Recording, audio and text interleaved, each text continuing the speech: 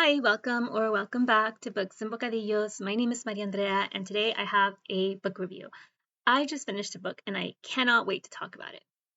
The book is Too Soon for Adiós by Annette Chavez Macias. I started this book way back in March, and I didn't finish it. I just read the first chapter, and then my dog died, and then I stopped reading, and I recently came back to it, started right where I left off, and I couldn't put it down, and I just finished it today, and I loved it so much. I just have to gush about it. So I first heard about Annette Chavez Macias because of Big Chicas Don't Cry. That book was on my radar, and then I got an Amazon offer for Too Soon for Adiós. So I purchased the ebook for Too Soon for Adiós. I then traveled to Dallas and visited Who's Books in Dallas. And the books I went to the new release table and I saw When We Were Widows by Annette Chavez Macias, and it drew me. And I knew that I wanted to read When We Were Widows, and I was so drawn to it. I knew I was going to put it into the Books and Bocadillos book club selection. And as I was talking to the bookseller at Who's Books, he was telling me about Big Chicas Don't Cry, and he recommended I start there. So I filed that away, but I remembered I have Too Soon for Adiós on my Kindle, so I picked it for the Ben Reads Good Challenge. But before I got to start Too Soon for Adiós, I watched an interview with the author, with Annette Chavez Macias, and I loved her. I think she is amazing. I think her story is admirable. I thought she was so good in that interview, so relatable, so authentic, and I just was so excited to support her. So I put Books and Bocadillos book club selection for December as When We Were Widows, and I started reading Too Soon for Adiós. I was so happy to get back to it, and as soon as I got back into it, I couldn't put it down. I was so into this book. So what is this book? This is a family story. It's a story about a young 29-year-old named Gabby, and we meet Gabby at her mother's funeral. So from the beginning, it doesn't start out in a very happy place. It's Gabby is grieving. She's in a dark place, but she has the love of her tias, her mom's sisters, to pull her through the grief that she's experiencing. She's lost her stepfather, whom she calls her father, Juan, and she's now lost her mother, and she's alone in the world, and she just has her tias, who are her everything. And in the first chapter, we meet a stranger that shows up to the funeral home, and as you might predict, as one might predict, the chapter 1 ends with this man telling her, "I am your father." And you think about Darth Vader and you think about Star Wars and that famous line. And it's like, dun dun dun, what's going to happen next? Is this guy a Darth Vader kind of a person? And Gabby is torn between this man and the stranger, reconciling where this man has been her whole life. She's 29 years old. She's never heard of this man before.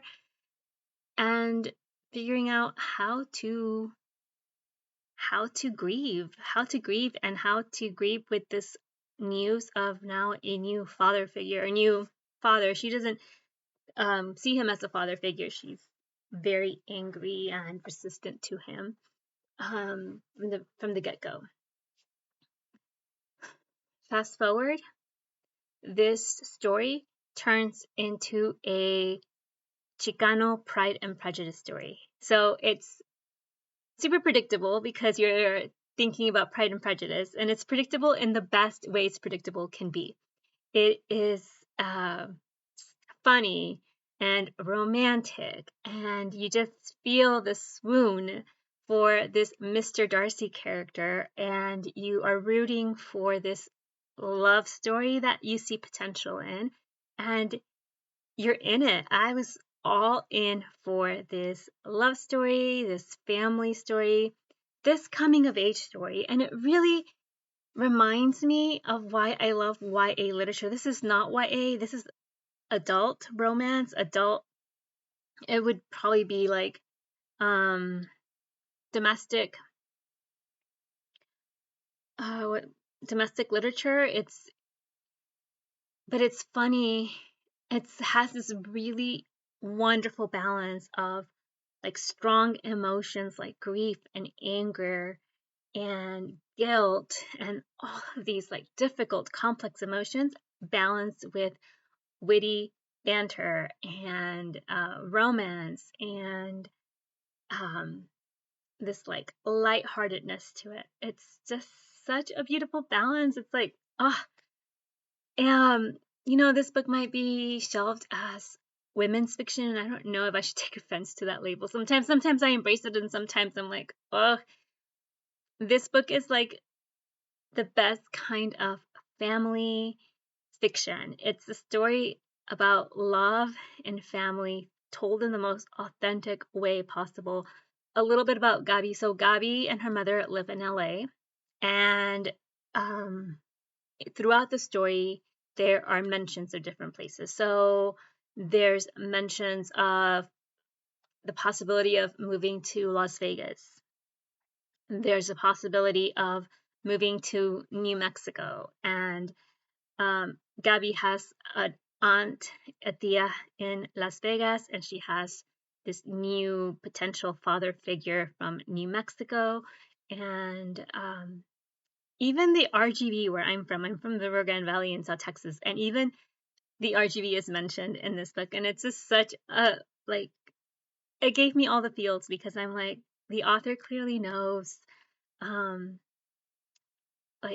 brings in all like the Mexican American bits of life, living between cultures, living in like bilingualism and living like the immigrant life story, but also the Chicano history of it all, and how like time and history and culture all kind of like come together from having the story of new immigrants to Mexican immigrants to the US and having this legacy of generations of Mexicanos in the Southwest and the pride in embracing like the Chicano culture of it all. It's just so wonderful, and it's got the best food descriptions.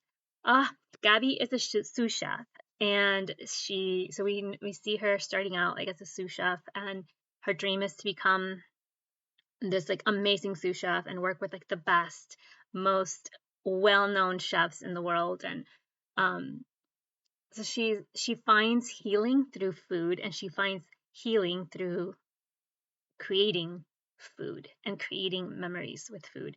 And so as someone who's a foodie and has a channel named Books and Bocadillos and loving everything about books and reading and eating and cooking and baking and all the good stuff, I just have this appreciation. And Annette Chavez Macias won over my heart when she had vegan dishes sprinkled throughout the book. I was so excited.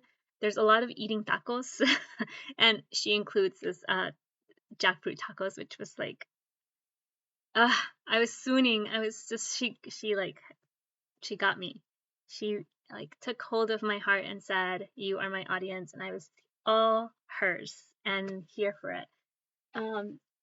There was nothing I didn't love about this book.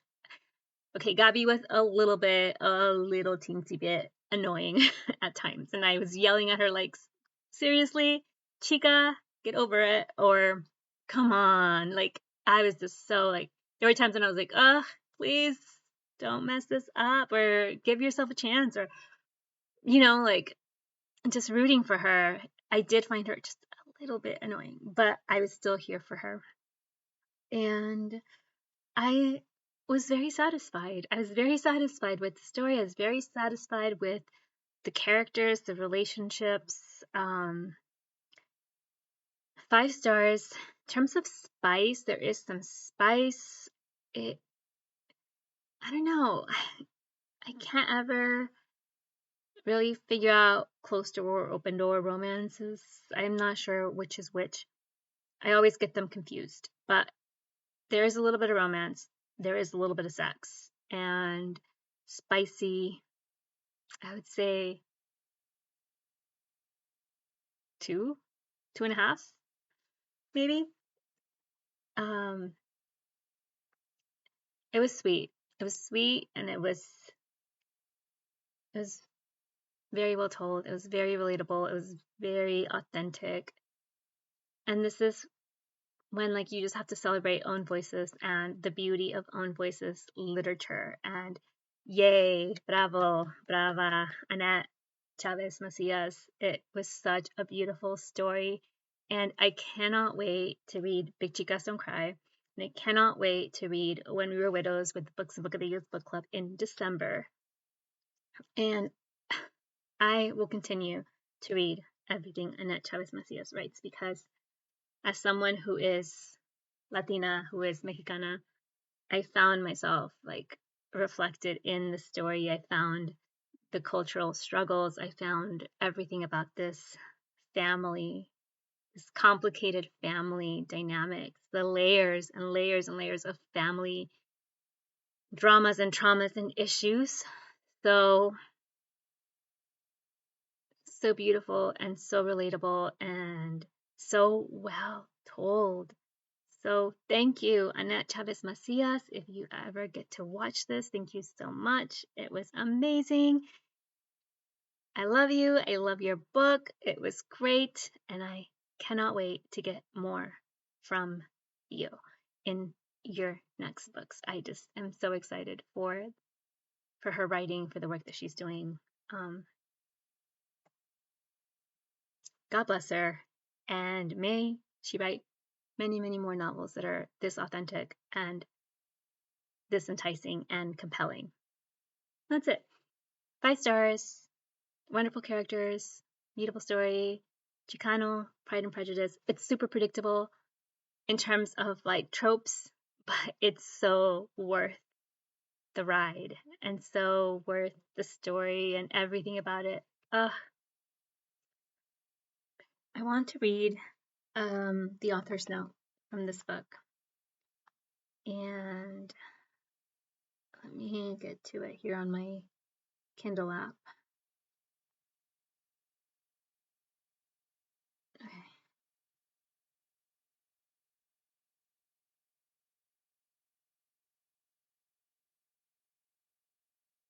Epilogue, author's note. Okay. Would you believe me if I told you that this story was inspired by a hot sauce? Well, it's true. Kinda. Before I even typed one word, I knew this story was going to be about a woman's journey to connect with her father, her past, and her Mexican roots.